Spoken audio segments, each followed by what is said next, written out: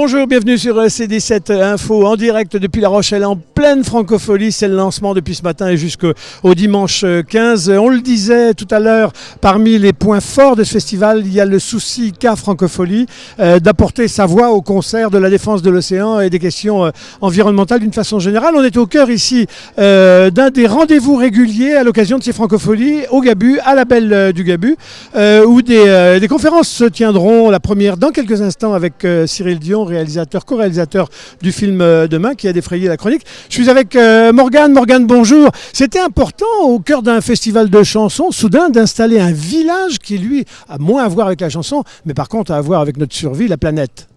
Alors c'était très important puisque en fait ça va être un peu la face visible de l'iceberg, puisqu'on a monté un grand nombre de réflexions tout au long de l'année, et puis ça fait depuis 10 ans qu'on monte des actions un petit peu environnementales avec toutes les équipes. Cette année on a mis 800 gourdes à destination des techniciens. On a réfléchi sur tout ce qui était tri pour être de plus en plus performant avec 9 flux.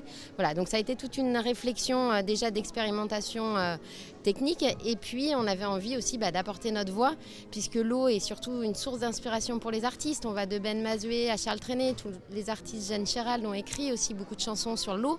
Si cette eau n'est plus demain, est-ce que ça restera une source d'inspiration?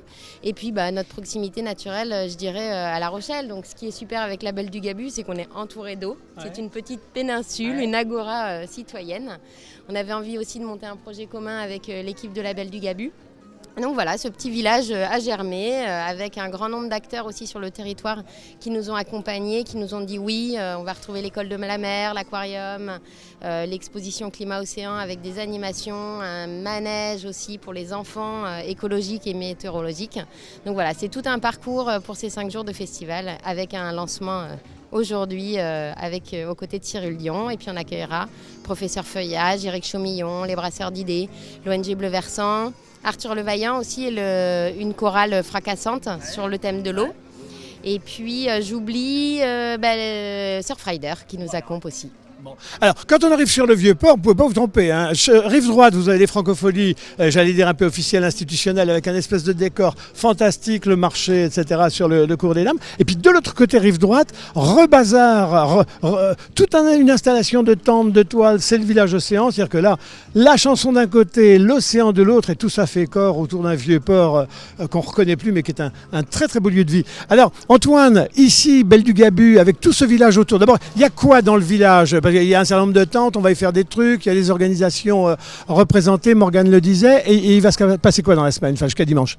Alors jusqu'à dimanche, donc, il y a un cycle de conférences tous les midis, donc on invite le public à venir partager des moments d'échange, de débat et de conférences autour des enjeux de l'environnement et de manière générale du social. Pour nous, c'était une évidence de travailler de concert avec les Francos sur cette problématique environnementale, parce qu'en fait aujourd'hui n'importe quel projet, n'importe quelle entreprise, qu'elle soit culturelle ou autre, doit se poser la question de savoir à quel moment elle a un impact sur l'environnement. Ça doit revenir en fait en priorité au même titre que le capital par exemple, et donc les enjeux environnementaux ils sont pour nous importants. Enfin voilà, on se faisait la réflexion tout à l'heure avec Cyril qui nous disait que c'était un peu sympa cette brocante, mais effectivement nous on fait que du matériel de réemploi au maximum. Les containers qui sont utilisés ici ont déjà eu une vie en fait, donc c'est des containers de réemploi, les caravanes aussi, donc il y a vraiment cette notion de recycler au maximum les matériaux. Donc du coup nous c'est un travail aussi qu'on fournit au quotidien de se poser la question de comment on impacte l'environnement et comment on réduit cet impact. Et donc sur le village il y a eu cette idée de recréer cette agora citoyenne où chacun peut venir s'exprimer et rencontrer aussi des partenaires qui sont eux dans l'action, comme Surfrider Foundation ou l'ONG Bleu Versant et j'en passe, il y en a plein d'autres, et de lui donner une dimension un peu ludique, festive et conviviale. C'est-à-dire que je crois qu'on a dépassé le cap de la culpabilisation des citoyens par rapport à l'environnement, et qu'aujourd'hui il faut montrer qu'il y a des actions possibles, réalisables quotidiennement, qui ne sont pas forcément contraignantes pour la vie de tous les jours. Alors pour ceux qui ne connaissent pas la Belle du Gabu, il y a comme ça tout au long de l'été des conférences qui sont données sur des tas de sujets, très très souvent d'ailleurs liés à l'environnement, c'est la question suprême, Antoine avait raison. Et alors c'est dans une ambiance fantastique, c'est comme si on était au jardin, on est dans des transats, il y a une petite scène à l'ombre, les gens parlent de la scène, le public répond, des gens passent boire un coup, s'arrêtent, s'additionnent, une vraie agora comme vous le disiez. Et ouais c'est ça, c'est libre, ouvert, gratuit, c'est les 3 principes fondateurs, ce qui fait que on est dans un format de place de village d'antan, un peu 2.0. Bon, Je compléterai aussi, on avait vraiment envie d'ouvrir à tout public et accessible au plus grand nombre et toucher un nouveau public pour leur donner vraiment envie avec des messages positifs pour leur quotidien. bon. Merci Morgane, pardonnez-moi, je jette un petit œil sur le côté parce que je vois qu'il y a Cyril Dion qui est là. On va voir si on peut avoir un petit mot de Cyril Dion. En direct sur C17 Info, voilà, on va voir si on peut déranger une seconde. Donc c'est sur cette scène, Cyril Dion est donc là devant la caméra. Jean-Mi, peut-être on peut avoir une idée, l'esprit un peu de la salle de conférence qui va réunir, la salle ouverte des conférences qui va réunir ici tous les midis jusqu'à dimanche, tous ceux qui voudront discuter de la planète, de la mer, de l'océan et du sort qu'on fait à l'océan. Voilà, donc je vais voir...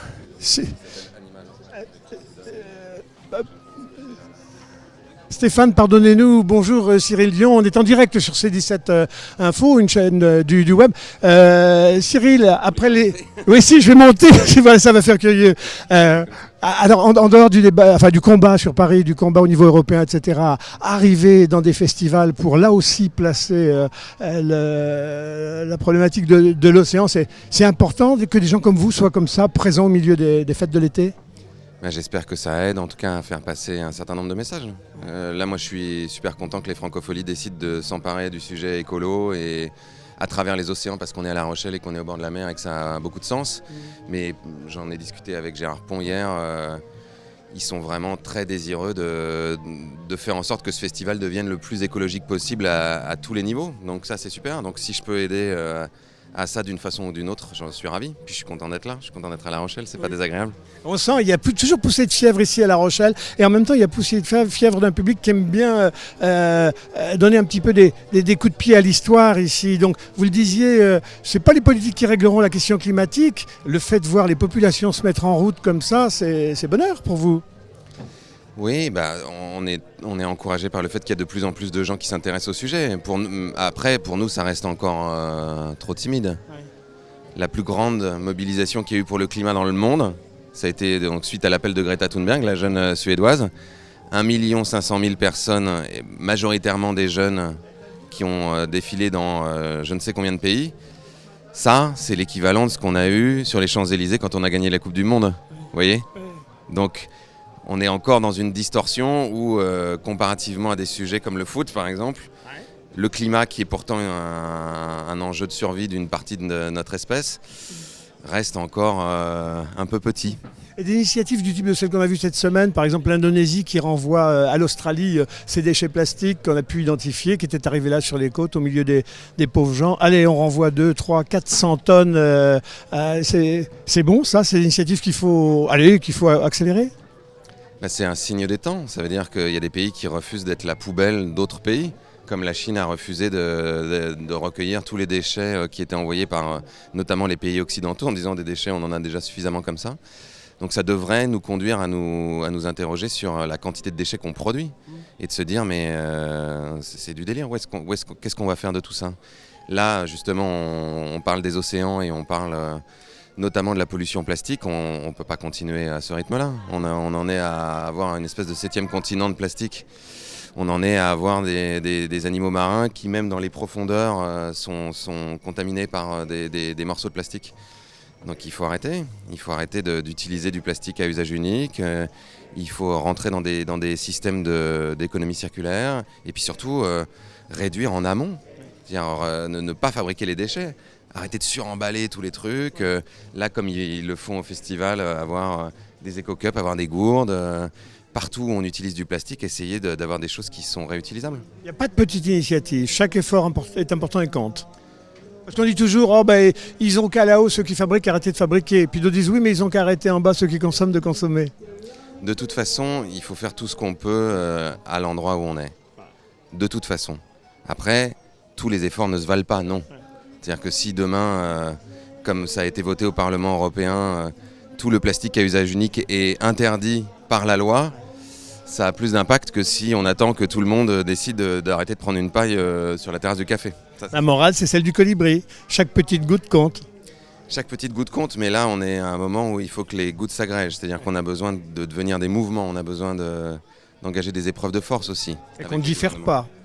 qu'on diffère pas, mais on ne différera pas, c'est-à-dire que les politiques ne différeront pas s'ils ont une pression continue. Emmanuel Macron a dit il y a quelque temps, j'ai besoin que vous nous rendiez la vie impossible pour qu'on se mobilise pour le climat, donc il faut le prendre au mot, il faut lui rendre la vie impossible. Bon les amis, prochain combat, le glyphosate, hein. On recule plus, maintenant il faut arrêter. Oui, glyphosate, plastique, climat, pétrole, on peut y aller sur tous les sujets. Cyril, je vous remercie de vous enthousiasme. Passez un bon festival.